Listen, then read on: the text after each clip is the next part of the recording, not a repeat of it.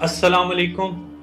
یہ ایک سلام نہیں، یہ ایک اعلان ہے کہ میں آپ کے لیے سلامتی کا خواہش مند ہوں کہ آپ میرے بھائی ہیں اور آپ اور میں ایک ہیں، لیکن کیا ہم واقعی ایک ہیں؟ آج کی ویڈیو ایک سوال ہے، ایک ایسا سوال جو شاید کوئی نہیں پوچھنا چاہتا، جس کا جواب دینا ہم سب پر فرض ہے۔ اور وہ سوال یہ ہے کہ جب غزہ جل رہا ہے، جب ایران اور اسرائیل ایک دوسرے کے مد مقابل ہیں، جب امت خطرے میں ہے، تو ہم مذہبی اور سیاسی لڑائیوں میں کیوں ہیں؟ آج ہم بات کریں گے قرآن سے، حدیث سے اور تاریخ کے کچھ واقعات سے، جس کے بعد میں آپ لوگوں سے وعدہ کرتا ہوں کہ آپ پہلے جیسے نہیں رہیں گے۔ سن 625 عیسوی، مدینہ منورہ، رات کا آخری پہر، ایک آدمی خیمے سے باہر نکلا۔ آسمان پر ستارے تھے، لیکن اس آدمی کی آنکھوں میں نیند نہیں تھی۔ وہ جانتا تھا کہ صبح ہونے سے پہلے فیصلہ کرنا ہے، اور وہ آدمی تھے حضرت سلمان فارسی۔ ایران سے آئے تھے، عربی ان کی زبان نہیں تھی، عرب ان کا قبیلہ نہیں تھا، لیکن اگلے دن انہوں نے جو مشورہ دیا اس نے پوری تاریخ بدل دی۔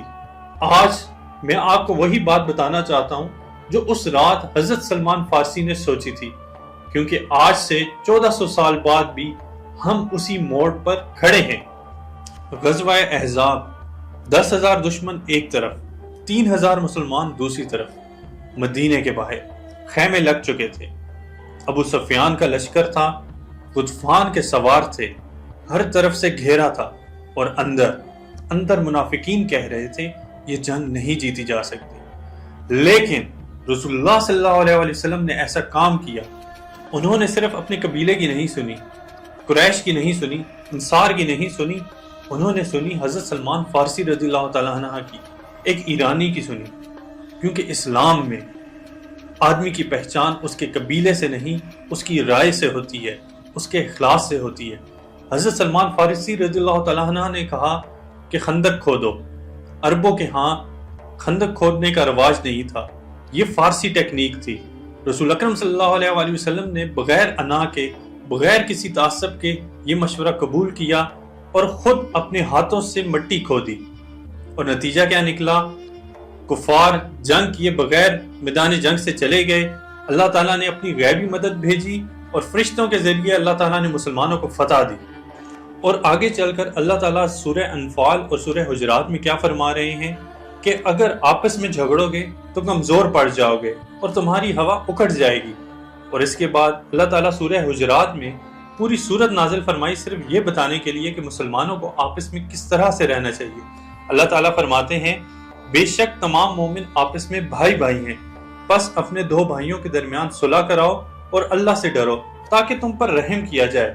یہ صرف خوبصورت الفاظ نہیں، یہ اللہ کا حکم ہے۔ اور اگلی آیت میں اللہ نے بتایا کہ اس بھائی چارے کو کون توڑ رہا ہے؟ اے ایمان والو، کوئی قوم ایک دوسری قوم کا مذاق نہ اڑائے، ہو سکتا ہے وہ ان سے بہتر ہو۔ اور آج ہم کیا کر رہے ہیں؟ سیاسی جماعتیں ایک دوسرے کا مذاق اڑا رہی ہیں، مذہبی جماعتیں ایک دوسرے کو حقیر سمجھ رہی ہیں، پنجابی پٹھان پر ہنستا ہے، اور اللہ تعالیٰ کیا فرما رہے ہیں کہ رک جاؤ، ہو سکتا ہے جس پر تم ہنس رہے ہو وہ تم سے بہتر ہو۔ اور اس بارے میں نبی اکرم صلی اللہ علیہ وسلم نے کیا فرمایا؟ مسلمان کا بھائی ہے، نہ اس پر ظلم کرتا ہے اور نہ اسے بے یار و مددگار چھوڑتا ہے۔ اور آج ہم کیا کر رہے ہیں؟ ہم اپنے ہی بھائیوں کو اپنی سیاست کے لیے اکیلے چھوڑ رہے ہیں۔ آج غزہ میں، لبنان میں اور ایران میں بچے شہید ہو رہے ہیں۔ ایران اور اسرائیل آمنے سامنے ہیں۔ امریکہ اور تمام طاغوتی طاقتیں سر عام ایک فریق کے ساتھ کھڑی ہیں، اور ہم 1 ارب 80 کروڑ مسلمان کہاں ہیں؟ مومنوں کی تو مثال محبت اور ہمدردی کی ایسی ہے کہ جسم میں کسی ایک عضو کو تکلیف پہنچے تو پورے بدن کو، پورے جسم کو تکلیف پہنچتی ہے۔ میرا سوال آپ سب لوگوں سے ہے، کیا ہمارے جسم میں احساس باقی ہے؟ تو آج ہمیں کیا کرنا چاہیے؟ ایک سیاسی اختلافات کو پس پشت ڈال کر قدم کے ساتھ قدم ملائیں، سیاسی بیان بازیوں سے گریز کریں۔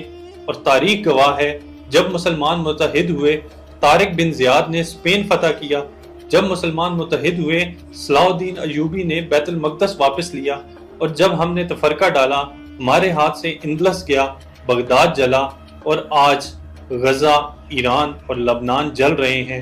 اللہ تعالیٰ قرآن مجید میں فرماتے ہیں اگر تم اللہ کی مدد کرو گے تو اللہ تمہاری مدد کرے گا اور تمہارے قدموں کو جما دے گا۔ یہ وعدہ ہے اللہ کا وعدہ۔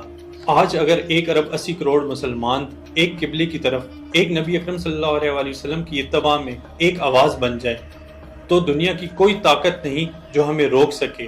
اور اس رات بھی حضرت سلمان فارسی نے ستاروں تلے یہی سوچا تھا کہ میں ایرانی ہوں یا عربی، یہ سوال بعد میں پہلے مسلمان ہوں۔ کیا آج ہم واقعی یہ سوچ سکتے ہیں؟